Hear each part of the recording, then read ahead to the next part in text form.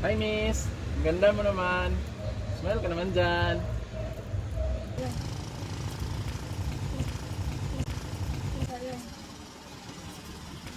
Hoy, tigilan nyo nga yan.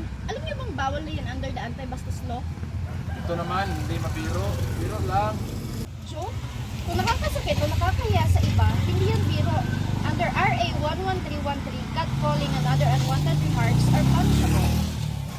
Talaga ba? Ano kaya mangyari sa amin? Fines, community service, or even jail time kung hindi kayo tumigil. Salamat! It's scary when people think this behavior. Hindi mo kailangan tiisin yan. Report if it happens again.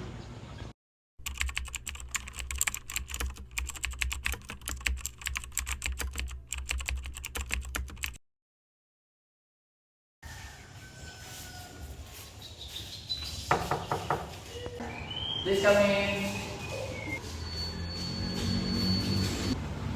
Good morning, sir. Ito na nga po pala yung reports na pinapagawa niyo sa akin.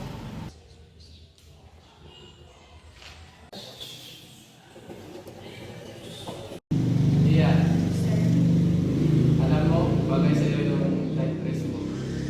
Dapat ganyan ka lagi para masaya ito sa office.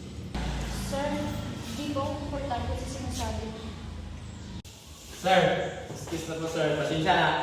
Pero hindi po yung tama yung sinabi mo eh. Alam mo bang workplace harassment is punishable under RA 11313? Ano? Simpleng compliment lang, harassment na. It's not about intent, it's about how the victim feels. Lahat tayo may karapatang magtrabaho na may respeto at dignidad. Thank you, Luis.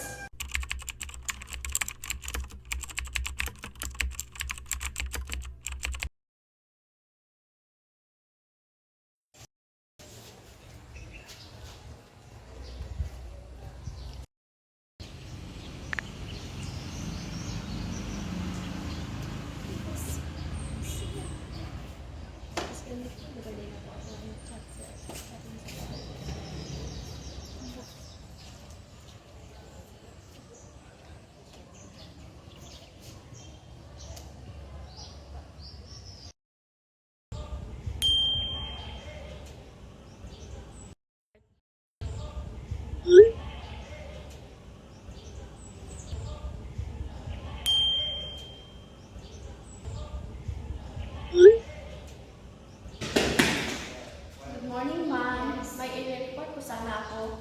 May nag-text po kasi sa akin ng bastos.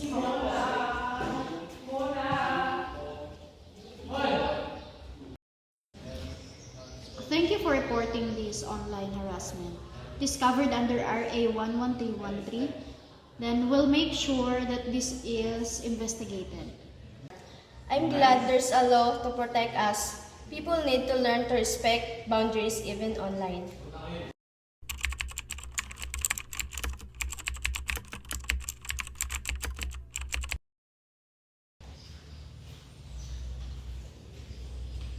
Good morning, everyone. I am Miss Maya, your speaker for today for our community seminar. We are going to conduct about RA 11313.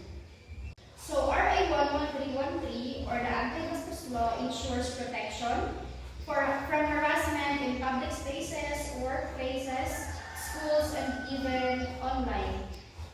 It's for everyone regardless of gender. So here are some examples of punishable acts. Number 1 is catcalling, wolf, whistling, and unwanted sexual gestures. And the second one is sending rude messages or photos online without consent. Third one is inappropriate advances or jokes in the workplace. Excuse me ma'am, kahit joke, bawal na. Yes, harassment is based on the victim feels, not harasser's intent. What's funny, you might hurt or scare someone else. Excuse me ma'am, Yes, sir. paano nagkamali lang ako? What is the penalty? Depende sa offense. For street harassment, fines range from 1,000 to 10,000 or community service. For workplace harassment, it could lead to imprisonment or higher fines. Okay po. Harassment is never okay.